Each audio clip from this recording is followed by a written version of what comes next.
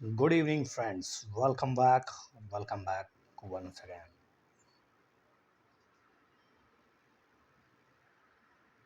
सब लोगों का बहुत बहुत अभिनंदन बा इस वीडियो में। बने रहिए इस वीडियो में और सीखिए ढेर सारे महत्वपूर्ण इम्पोर्टेंट टॉपिक्स जो आपके आने वाले कॉम्पिटिटिव एग्जाम्स के लिए बेहतरीन साबित हो सकते हैं। एसएससी हो, सीजीएल हो, या फिर यूपीएससी हो, या फिर बीपीएससी हो, या फिर जेपीएससी हो, सभी एग्ज़ाम्स के लिए दैट्स वेरी इंपॉर्टेंट टॉपिक्स है। वो है external sector. External sector of India. Let's start. External sector Bharat का वैदेशिक क्षेत्र। वैदेशिक क्षेत्र, वैदेशिक वैदेशिक क्षेत्र। देखिए, सबसे पहले आपको जानना होगा कि भारत जो है ना, वो एक ग्लोबल इकोनॉमिक का हिस्सा तो है ही, तो स्वाभाविक है। तो भारत के जो वैदेशिक क्षेत्र है उसमें क्या क्या होता है, इसमें सबसे ज़्यादा इम्पोर्टेंट होता है बीओपी, यानी बैलेंस ऑफ पेमेंट, यानी हिंदी में कहें तो भुगतान संतुलन। जी हाँ, we are going to study about या डिस्कसिंग अबाउट भुगतान संतुलन पढ़ेंगे या भुगतान संतुलन पढ़ना है। तो इंडिया के जो डेवलपमेंट है उसमें सबसे जो अहम रूल है वह है बीओपी का। बीओपी का यानी बैलेंस ऑफ पेमेंट का। तो इसके छोटी छोटी बातें जो एग्ज़ाम्स के लिए महत्वपूर्ण है वही जानकारी मैं इस वीडियो में दूंगा। देखिए, सबसे पहले व्हाट डू यू मीन, क्या इसका अर्थ है। क्या अर्थ है भैया, बैलेंस ऑफ पेमेंट का क्या अर्थ है।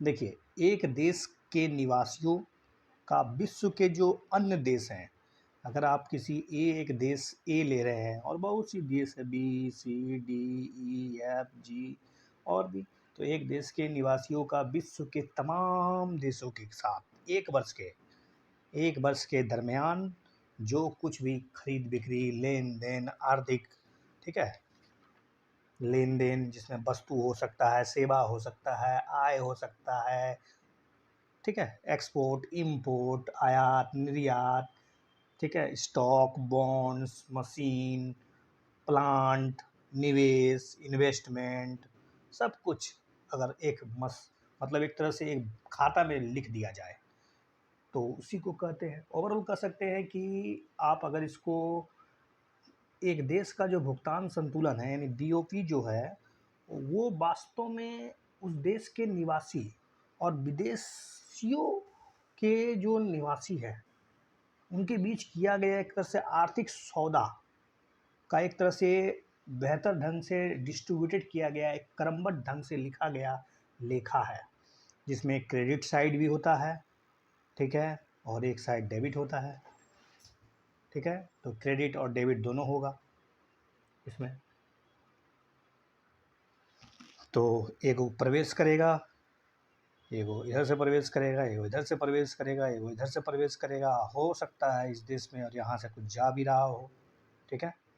तो ओवरऑल सबको जोड़ के आप एक खाता बना लीजिए, दो, एक साइड डेबिट एक साइड क्रेडिट, ठीक है। सबको जो जोड़िएगा तो जीरो आएगा, जोड़ के सब कुछ क्रेडिट और डेबिट दोनों तो बराबर ही होगा ना। तो इसलिए तो कहते हैं बैलेंस ऑफ पेमेंट का जो सम्मेशन होता है यानी जोड़ जो होता है वो लगभग लगभग पूरा जीरो ही माना जाता है। कितना होता है, जीरो, सम, ओके। बाद में बताऊंगा कैसे होता है। सबसे पहले हम लोग बात करते हैं भुगतान संतुलन में जो आइटम्स होते हैं उसके बारे में। तो एक तो होता है विजुअल आइटम्स, VISIBLE, ठीक है। विजुअल आइटम जो आप देख सकते हैं, जिसको आप भौतिक रूप से छू सकते हैं, ठीक है, जिसमें आप आयात निर्यात, ओके, आयात निर्यात में वे वस्तुएं, ठीक है, दृश्य वस्तुएं होती हैं आयात निर्यात, जिसको हम लोग बैलेंस ऑफ BOT भी कहते हैं, balance of trade. Invisible goods, invisible invisible में क्या होगा, इनविजिबल में वही सेवाएं होगी, अदृश्य मदें होगी, जिसमें आके आप समझ सकते हैं सर्विस,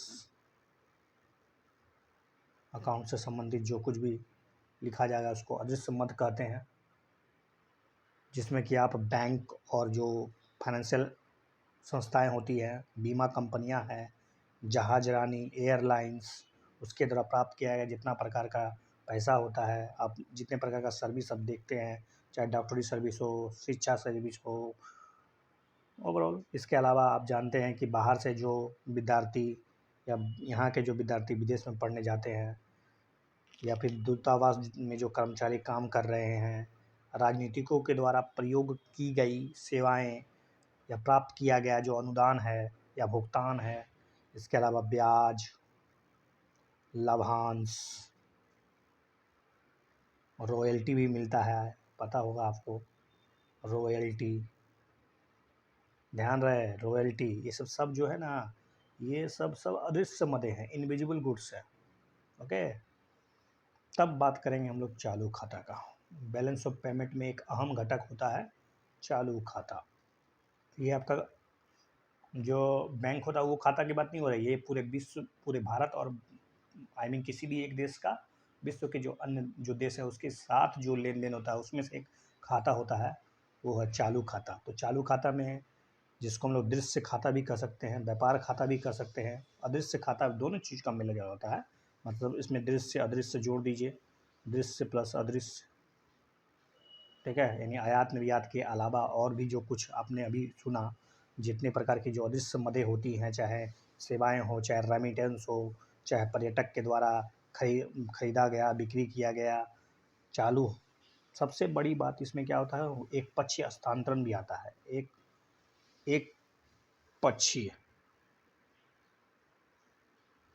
पक्षीय हस्तांतरण, ठीक है, जिसको ट्रांसफ़र पेमेंट बोल सकते हैं, transfer payment. Okay, transfer payment इसके तहत आता है। रेमिटेंस समझते होंगे आप, रेमिटेंस। ओके, इसके अलावा जो आपको बहुत सारा गिफ्ट मिल जाता है, उपहार, अनुदान, अगर कोई अनुदान कोई भारत सरकार को दे दे, सब ये सब एक तरफ़ा मतलब एक तरफ़ा है, कर्मचारी के द्वारा जो भेजा गया। जैसे सऊदी अरेबिया में काम करने वाला कोई है तो अपने घर में पैसा भेजता है, वो सब, तो ये सब भुगतान संतुलन के चालू हस्तांतरण को ही आता है, ठीक है। तो इसमें वस्तु भी आएगा, सेवा भी आएगा, आयात और निर्यात तो समझ ही आते हैं, export, import, it may be from, export import हो सकता है, विजिबल भी हो, इनविजिबल गुड्स भी हो, ठीक है। ये था पूंजी चालू खाता। अब बात करेंगे कैपिटल अकाउंट, यानी पूंजी खाता की, that is called capital account. Okay, CA। तो कैपिटल अकाउंट जो है ना, वो ऐसा वित्त लेन देन होता है विश्व के साथ, जिसमें कि ऋण पूंजी हो, समझते हैं, या गैर ऋण भी हो सकता है, आप उधार ले भी सकते हैं या बिना उधार के भी हो सकता है। External commercial borrowing, external commercial उधार यानी बोरोइंग, ठीक है। एक्सटर्नल कॉमर्शियल बोरोइंग जो विदेशों से, जो IMF से आप लोन लेते हैं, जो वर्ल्ड बैंक से लोन लेते हैं, ठीक है, IMF है, वर्ल्ड बैंक है। इसके अलावा तमाम प्रकार की जो विदेशी एजेंसियां हैं जो आपके यहाँ पर निवेश करती है, इन्वेस्टमेंट करती है, जो 2 प्रकार का हो सकता है, FDI हो सकता है या फिर FII भी हो सकता है, ठीक है। FDI की परिभाषा ये है कि अगर कोई लिस्टेड कंपनी है, अगर वो अपने शेयर का 10% से ज़्यादा हिस्सा रखती है तो वो FDI है। अगर वो अनलिस्टेड है तो वो चाहे 1% भी क्यों ना हो, वो FDI की ही कैटेगरी में आएगा। लेकिन अगर वो लिस्टेड है, लेकिन अगर उसका शेयर हिस्सा, जो लिस्टेड कंपनियां हैं उनकी अगर शेयर हिस्सा 10% से कम है, 10% से कम है, तब वो FDI निकल आएगी। 10% से अगर बिलो है तो आप समझ लीजिए वो FDI निकल आएगा। मतलब ये जो जिस खाते की हम चर्चा कर रहे हैं ना, वो एक तरह से दीर्घकालिक होता है, उतना आसानी से मतलब आप इसमें हेर फेर नहीं कर सकते हैं, समझने का बात है, ठीक है। इसमें स्वामित्व का एक तरह से मालिकाना हक जो होता है वो होता है। दूसरी बात है, इसमें आप कह सकते हैं कि एक तरह से उधार लिया जाता है, यही सब खूबियाँ हैं, इन सब बातों को ध्यान में रखिएगा तो आपको समझ में आ जाएगा कि मैं कहना क्या चाह रहा हूँ। चाहे वो बाह्य सहायता हो, देखिए सहायता जो होता है ना वो 2 प्रकार का होता है। एक होता है आप या तो ऋण ले रहे हैं और दूसरी सहायता है कि आपको ग्रांट मिल रहा है। तो ग्रांट जो है वो है पूंजीगत खाता में नहीं आएगा। पूंजीगत खाता में वैसी सामग्री या वैसे संसाधन या वैसे मतलब एक तरह से आइटम्स आते हैं जिससे संपत्तियों का सृजन हो सकता है या फिर लायबिलिटीज़ बढ़ सकती है या संपत्तियां घट सकती है, लायबिलिटीज़ आपके बढ़ जाएंगे, ये भी हो सकता है। और ये लॉन्ग टर्म के लिए जनरली माना जाता है, ऐसा सोच सकते हैं आप। जनरली ये 2 प्रकार का होता है, जो 1 वर्ष से कम अवधि के लिए हो तो उसको आप शॉर्ट टर्म अल्पकालीन पूंजी बाजार कर सकते हैं। अगर वो लॉन्ग टर्म के लिए 1 वर्ष से ज़्यादा के लिए है तो वो दीर्घकालीन पूंजी बाजार के तहत आता है। ओके, तो एक बार मैं फाइनली आपको बता देता हूँ कि इसमें फिर से समझ लीजिए, क्योंकि क्या होगा, ये कुछ 4-5 आइटम उठा के आपको बता दिया जाएगा कि क्या है ये, कौन सा खाता में आएगा। तो ध्यान से सुन लीजिए। विदेशी निवेश, विदेशी निवेश। अब ये विदेशी निवेश क्या क्या हो सकता है? इट में भी एफडीआई हो सकता है कि वो एफडीआई हो सकता है कि वो एफआईआई हो। दैट मीन विदेशी जो संस्थागत निवेशक होते हैं वो foreign portfolio investment FII. External commercial borrowing हो सकता है, ईसीबी हो सकता है, या फिर बाहरी सहायता एक्सटर्नल कॉमर्शियल बोरोइंग ने लेके आपको हो सकता है हेल्प मिल जाए, वो भी होगा। या फिर एनआरआई डिपॉजिट जो होता है, एनआरआई की जो जमाएँ होती हैं, एनआरआई डिपॉजिट। ओके, कहीं कि इससे भी आपकी लायबिलिटीज़ तो क्रिएट होगी ना, जब आपका डिपॉजिट प्रवेश करे तो वो एक तो लायबिलिटी है इसकी। या फिर बैंकिंग पूंजी में पैसा फंसाया जा सकता है, ठीक है, बैंकिंग पूंजी, बैंक में पैसा फंसाया जा सकता है। 74% तो आपको है ही है, पता है, मतलब जितने भी मतलब शेड्यूल्ड बैंक है, लेकिन एनबीएफसी में तो आपको पता है 100% आप इन्वेस्ट कर सकते हैं। तो ये सब पूंजी अगर हो सकता है। इसके अलावा जो अल्पकालीन बाज़ारें होती हैं, अल्पकालीन मार्केट में जो आप स्टॉक एक्सचेंज में जो काम करते हैं, ठीक है, चाहे स्टॉक में हो या फिर शेयर मार्केट में बाज़ार में आप पैसा लगा रहे हैं, तो वो सब हुआ। इसके अलावा और भी, ठीक है, काफ़ी है आई थिंक। अब बात करते हैं हम लोग फॉरेन एक्सचेंज की।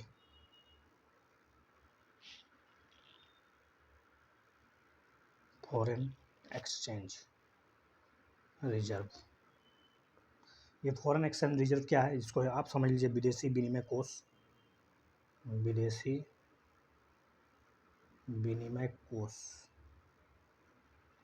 विदेशी विनिमय कोष का मतलब देखिए, भारत में जो विदेशी मुद्राएं हैं उसके भंडार को आप कह सकते हैं कि भारत का एक भंडार है, ठीक है। इसमें दिस इज़ भारत का भंडार, ठीक है। इसको फॉरेन एक्सचेंज रिजर्व कर सकते हैं, एफईआर। तो इसमें क्या क्या होता है ये जानिए। फॉरेन एक्सचेंज में इसमें विदेशी मुद्रा होगा, फॉरेन करेंसी एफसी, फॉरेन करेंसियाँ हो सकती है, ठीक है। इसके अलावा इसमें एसडीआर हो सकता है, जिसको आप जानते हैं कि स्पेशल ड्राइंग राइट्स बोलते हैं। इसके अलावा हो सकता है कि विदेशी जो फॉरेन गवर्नमेंट सिक्योरिटीज़ या फिर फॉरेन सिक्योरिटीज़ भी हो सकती है। विदेशी प्रतिभूतियाँ जिसको बोलते हैं, विदेशी प्रतिभूतियाँ, ठीक है, विदेशी प्रतिभूतियाँ, ये सब हमारे फॉरेन एक्सचेंज रिजर्व के एक तरह से कह सकते हैं आप जमा है, ठीक है। अब आते हैं विदेशी विनिमय दर क्या होता है। विनिमय दर, जिसको आप कह सकते हैं foreign exchange rate, foreign exchange rate. अभी आपने पढ़ा विदेशी विनिमय कोष, लेकिन मैं बात कर रहा हूँ विदेशी विनिमय रेट की। तो मतलब देखिए कि सपोज ये डॉलर है, ओके, तो विदेशी मुद्रा है, तो इस विदेशी मुद्रा की एक इकाई प्राप्त करनी है, $1 प्राप्त करनी है, तो उसके बदले में आपको कितना रुपया या कितना जो भी हो, ठीक है, कितना रुपया चुकाना पड़ेगा, मतलब विदेशी मुद्रा की एक इकाई खरीदने के लिए आपको घरेलू मुद्रा की कितनी कीमत देनी पड़ेगी। तो जिस कीमत पर ये सेटल्ड हो जाए, जिस दर पर ये सेटल्ड हो जाए, वही है। तो विदेशी विनिमय दर जो है वो दो देशों की मुद्राओं के एक्सचेंज के अनुपात को व्यक्त करती है। ठीक है, दो देशों की, ए एक देश है, बी एक देश है। सपोज यहाँ का डॉलर, यहाँ का रुपया, ठीक है, दोनों के अनुपात को निकाल लीजिए, आपको पता चल जाए एक्सचेंज रेट क्या है। जैसे एग्जांपल के तौर पे अगर देखा जाए कि एग्जांपल के तौर पे मैं बताना चाहता हूँ कि जैसे सपोज $1 है, मानते हैं वो 50 रुपया है, ठीक है। तो आप अगर एक्सचेंज रेट निकालना चाहते हैं तो आप कर सकते हैं कि एक्सचेंज रेट जो होगा, यानी $1 बराबर क्या बोल सकते हैं, 1/50, ये अनुपात है। अब जो सबसे ज़्यादा कन्फ्यूजिंग होता है वो है types of exchange rate. Type of exchange rate, type of exchange rate में आपको समझना क्या है। इसमें 3 प्रकार का जनरली अध्ययन होता है, वो तीनों प्रकार मैं आपको बता देता हूँ थोड़ा थोड़ा। देखिए, एक होता है नेर, एक होता है नीर, और एक होता है रीर। सबसे पहले हम लोग जानते हैं ये नेर क्या होता है, NER। इंग्लिश में कहें तो nominal exchange rate. Okay, nominal exchange rate क्या है, मतलब चालू कीमत पर विदेशी मुद्रा की इकाई मात्रा को बदलने के लिए आपको किसी भी देश की विदेशी मुद्रा की कितनी ज़रूरत होगी। मतलब चालू कीमत पर देशी मुद्रा की इकाई मात्रा के बदले आपको किसी दूसरे देश की विदेशी मुद्रा की कितनी मात्रा प्राप्त हो सकती है चालू कीमत पर। ध्यान रहे, वर्तमान कीमत पर, चालू कीमत पर विदेशी मुद्रा की एक इकाई प्राप्त करने के लिए आपको अपने ही घरेलू मुद्रा की कितनी राशि देनी पड़ेगी। इसी को हम लोग कर सकते हैं नीर, आई मीन नेर। और एक होता है नेर, मैंने बताया कि एक इकाई प्राप्त करने के लिए। लेकिन अगर बात करें सेम टू सेम, देखो चालू कीमत पर ही, चालू कीमत पर ही, चालू कीमत पर, ठीक है, चालू कीमत पर अगर सपोज देशी मुद्रा की इकाई मात्रा के बदले जो प्राप्त की गई विदेशी मुद्रा है उसकी औसत मात्रा को, ध्यान रहे यहाँ पर औसत की बात हो रही है, औसत मात्रा कितना ज़रूरत पड़ेगा।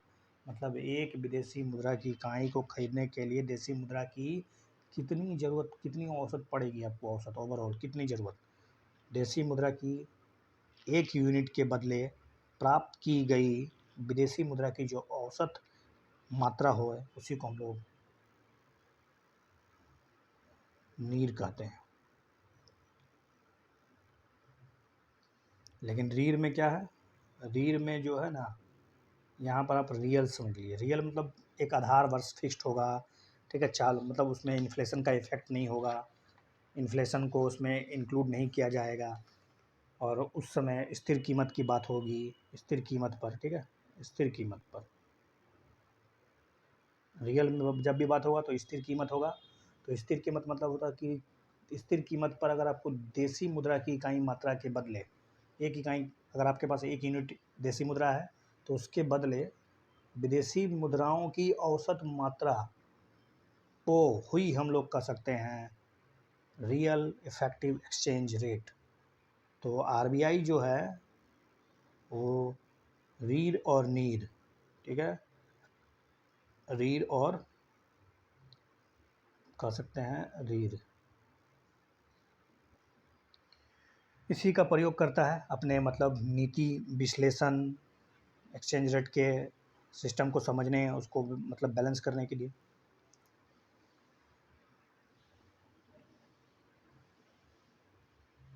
अब आते हैं हम लोग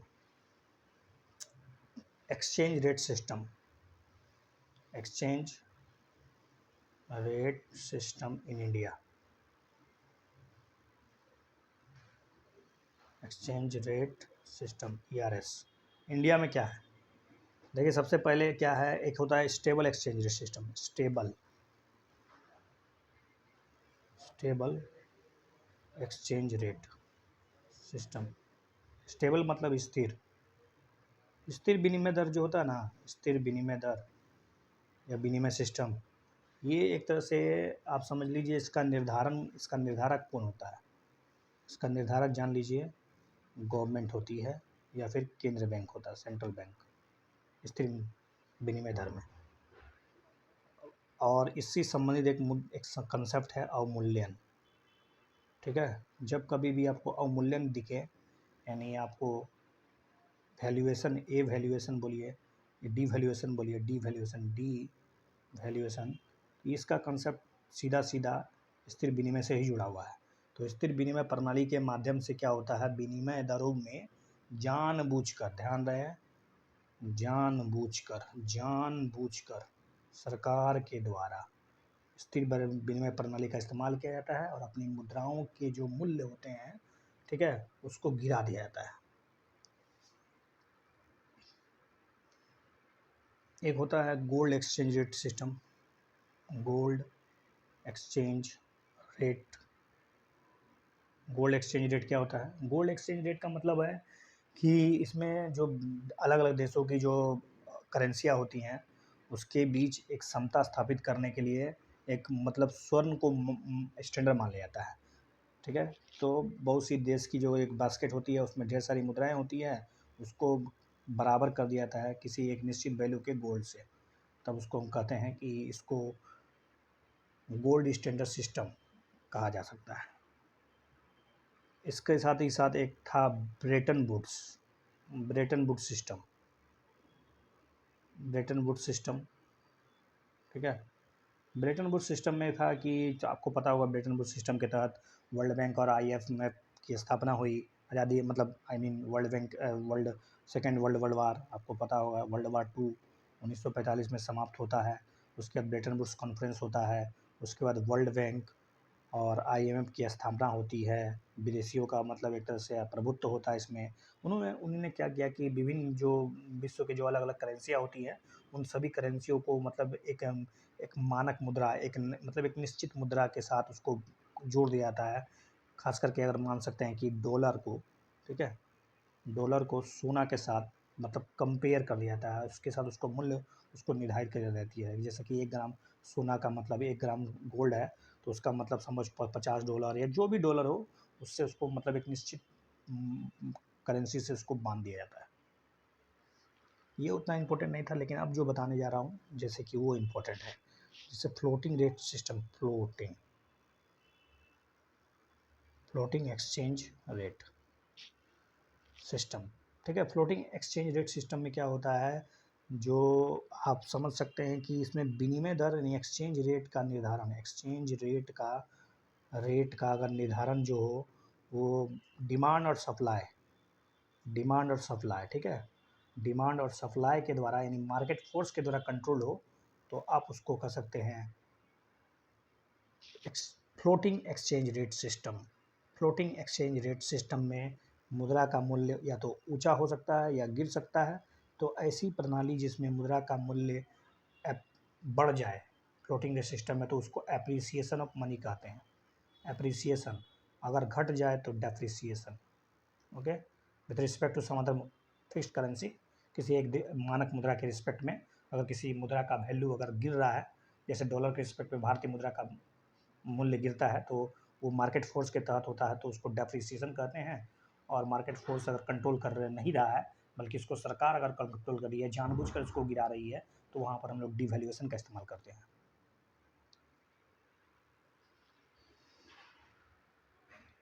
एक होता है managed exchange rate system. Manage exchange मतलब प्रबंधित विनिमय दर। ठीक है, विनिमय दर प्रणाली, प्रबंधित विनिमय दर प्रणाली जो होता है just opposite to the floating exchange rate system. Floating exchange system में जहाँ पर मार्केट फोर्स मुद्रा के मूल्य या करेंसी के मूल्य को निर्धारित करती है या एक्सचेंज रेट को निर्धारित करती है, जबकि फ्लोटिंग प्रबंधित में होता क्या है, इसमें आप मिक्स कर सकते हैं इसको, मिक्स इन सेंस क्योंकि ये फ्लोटिंग एक्सचेंज रेट सिस्टम और स्टेबल एक्सचेंज रेट सिस्टम दोनों के गुणों को समाहित करती है। मतलब इसमें जब तक मुद्रा के यानी विनिमय दर में बहुत ज़्यादा उतार चढ़ाव ना हो तब तक वो तो मार्केट फोर्स के द्वारा कंट्रोल हो रही है, यानी डिमांड और सप्लाई के आधार पर। लेकिन जब उसमें बहुत ज़्यादा फ्लैक्चुएशन होने लगे, बहुत ज़्यादा उतार चढ़ाव होने लगे, तब इसमें प्रत्येक देश का जो अपना केंद्रीय बैंक होता है या फिर उसकी जो सरकार होती है उसमें हस्तक्षेप करती है और उसको एक मैनेज करने के लिए, एक निश्चित दर पर बनाए रखने के लिए कोशिश करती है। तो ऐसी जो सिस्टम होता है, एक्सचेंज रेट्स का जो सिस्टम का पालन होता है, वो आप कह सकते हैं कि ये प्रबंधित है। तो भारत जो है वो प्रबंधित ही सिस्टम का पालन कर रहा है, प्रबंधित एक्सचेंज रेट सिस्टम का पालन करता है वर्तमान समय में। ठीक है, जब तक अगर मार्केट फोर्स में मतलब तब तक भारत सरकार या गवर्नमेंट ऑफ इंडिया या फिर आरबीआई हस्तक्षेप नहीं करती है जब तक मुद्रा का जो एक्सचेंज रेट है वो लगभग लगभग स्टेबल है। लेकिन जब उसमें बहुत ज़्यादा हेर फेर होने लगे तब आरबीआई का अपना एक रोल होता है। उसके बाद आपको पता होगा ओपन मार्केट ऑपरेशन और मार्केट स्टेबलाइजेशन स्कीम, उसके बारे में आपको जानकारी मिल चुका होगा। तो मार्केट स्टेबलाइजेशन स्कीम के तहत, एमएसएस के तहत आरबीआई का रोल दिखता है। उसमें उसमें अधिक से अधिक डॉलर को पंप कर दिया जाता है ताकि मुद्रा का मूल्य जो हो वो मतलब बहुत ज़्यादा गिर ना जाए या बहुत ज़्यादा अप्रिसिएट ना हो जाए उसको एक तरह से। तो वो सिस्टम जो है वास्तव में एक तरह से कहा जाए तो वो मैनेज एक्सचेंज रेट सिस्टम ही है। विश्व के अधिकांश देश से मैनेज एक्सचेंज रेट सिस्टम का ही पालन करती है, लेकिन 99% केसेस में मार्केट फोर्स ही उसको कंट्रोल करती है। तो अब हम बात करेंगे, देखिए, अवमूल्यन की। इसमें प्रश्न बन सकता है, परिभाषा तो आप समझ चुके होंगे डिवैल्यूएशन का। डिवैल्यूएशन कुछ है नहीं, बस आप समझ लीजिए जानबूझकर सरकार के द्वारा, अगर मतलब स्टेबल एक्सचेंज रेट सिस्टम के तहत क्या होता है, सरकार जानबूझकर अपने मुद्रा का मूल्य को गिराती है with respect to some other money. ठीक है, विदेशी मुद्रा के परिप्रेक्ष्य में जब अगर घरेलू मुद्रा का मूल्य गिर जाए तो इस प्रक्रिया को आप डिवैल्यूएशन कहते हैं। क्यों करता है ऐसा लोग? क्योंकि आपको पता होगा बैलेंस ऑफ पेमेंट में एक होता है current account deficit, CAD, CAD. ठीक है, तो ये निर्यात आयात आपने पढ़ा अभी, निर्यात और आयात, एक्सपोर्ट एंड इम्पोर्ट। तो प्रत्येक देश चाहता है कि उसके देश से अधिक सामान विश्व के मार्केट में जाए, लेकिन उसके लिए तो उसका कीमत कम होना चाहिए। तो कीमत कम होगा तो इसके लिए आपको आपके मूल्य का, मुद्रा का वैल्यू आपको डाउन होना करना पड़ेगा। तो सरकारें जो होती है जानबूझकर अपने मुद्रा को डिवैल्यूट कर देती है ताकि उसके जो सामान है यानी विदेशों में उसकी मांग अधिक से अधिक हो पाए और जो आयात होता है वो कम से कम हो पाए। तो आयात को प्रतिस्थापित करने या फिर आयात पर एक तरह से रिस्ट्रिक्शन लगाने और निर्यात को यानी एक्सपोर्ट को प्रमोट करने के लिए सरकारें जो होती है कभी कभी ये जानबूझकर अपने मुद्रा का डिवैल्यूएशन करती है। लेकिन हमेशा ये अगर होगा कि इसका फ़ायदेमंद ही है, ऐसा कोई ज़रूरी नहीं है। ठीक है, लेकिन हाँ, करेंट अकाउंट डेफिसिट को मेंटेन करने के लिए सरकारें ऐसा करती है। चाइना तो करेंसी डिवैल्यूएशन या मैनिपुलेटर भी कहलाता है। वो अपने मुद्रा का जानबूझकर मूल्य गिरा देता है ताकि अधिक से अधिक वस्तुओं का डंपिंग विश्व के अन्य मार्केट में सस्ता दर पर आसानी से किया जा सके। लेकिन उसके लिए भी काउंटर अटैक खेला जाता है। उसके लिए आपको पता होगा एंटी डंपिंग या फिर इसके अलावा काउंटर वैलिंग ड्यूटी, सेफगार्ड ड्यूटी इत्यादि का इस्तेमाल किया जाता है।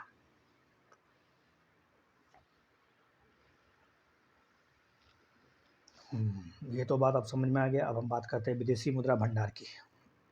विदेशी मुद्रा भंडार,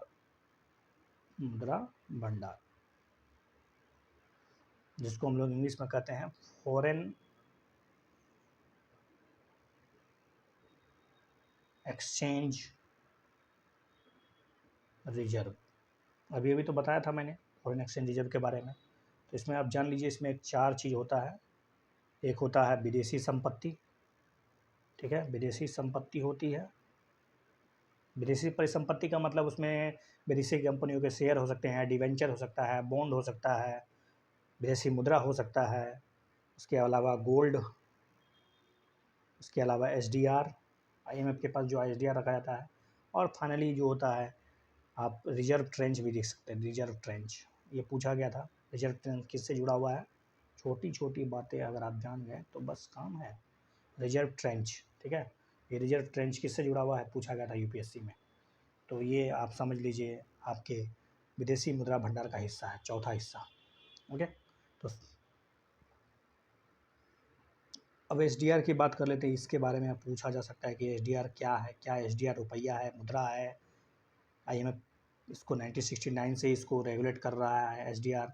वास्तव में एसडीआर जो है ना, एक प्रकार का समझ लीजिए पेपर मुद्रा है, आप कह सकते हैं पेपर मुद्रा,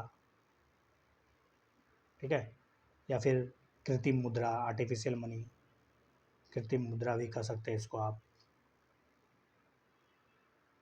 या फिर आप इसको लेखा मुद्रा भी कह सकते हैं, लेखा मुद्रा। देखिए, लेकिन आपको ये ध्यान रखना हो, ये मुद्रा नहीं है, लेकिन करेंसी आप इसको लिख रहे हैं। लेखा, अकाउंटिंग मनी कह सकते हैं, आर्टिफिशियल मनी कह सकते हैं, या फिर आपको इसको पेपर मनी भी कह सकते हैं। वास्तव में एसडीआर जो है वो केवल हिसाब किताब के लिए ही रखा गया है आईएमएफ के पास, ठीक है। आईएमएफ के पास केवल और केवल हिसाब किताब के लिए, आईएमएफ पे कोई दावा नहीं है, ठीक है, और ना ही ये कोई करेंसी है। बस एक बास्केट ऑफ करेंसी होता है, इसमें 5 करेंसियाँ होती हैं, उनके औसत का मतलब उनके औसत वैल्यू, औसत के भार के आधार पर उसको तय किया जाता है, जिसमें अमेरिकी डॉलर है, यूरो है, उसके अलावा रेनबी जिसको हम लोग आरएनबी बोलते हैं, चीनी का मुद्रा, चीनी मुद्रा आरएनबी। इसके अलावा जापान की मुद्रा, जापानी का येन, जापानी येन भी है, और फिर ब्रिटिश पाउंड भी है, ब्रिटिश पाउंड, ठीक है, पाउंड। 5 मुद्रा है, भारत का रुपया नहीं है, ठीक है।